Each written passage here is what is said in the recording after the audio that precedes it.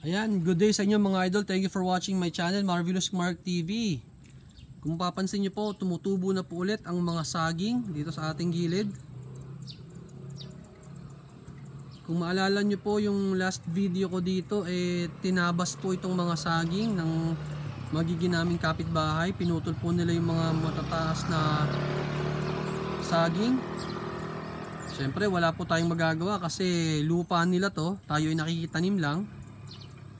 At kung mapansin nyo, ayun na, nakakatuwa po dahil ang mga saging ay nagsisimula na naman tumubo.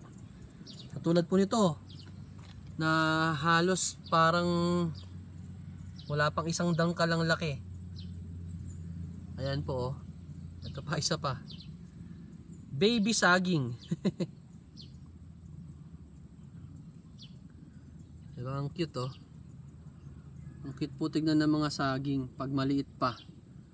Ayan, ang gaganda pa po ng kanilang dahon, no? Buong buo. Oh, ang ganda tignan, no? Lalo na pag buo yung dahon, 'di ba? Masarap gamitin na pang boodle fight.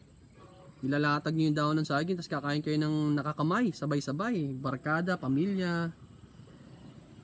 Pero pag malaki na, tulad doon, putol-putol na yung mga dahon. Punit-punit na kasi naano na ng hangin.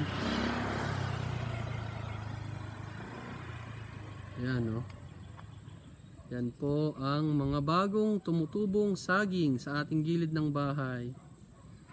Ayan. Ayan, nakita ko lang mga idol at sinashare ko sa inyo. Ayan, at ito ang ating malunggay. Nagsisimula na rin tumubo kasi pinutol din ng ating magiging kapitbahay. Ulitin po natin, wala tayong karapatan dyan, lupa nila yan. Tayo nakikitanim lang. Habang wala pang nakatayong bahay, sinamantala natin at tinaniman natin yung lote. Ayan, nasa sa kanila na po yan. Desisyon nila yan, lupa nila yan Pero habang wala pa, ayan, sayang, tumubo yung saging, mamunga, diba? Alright. Paano mga idol, hanggang dito na lang. Bye bye and mama, chup chup!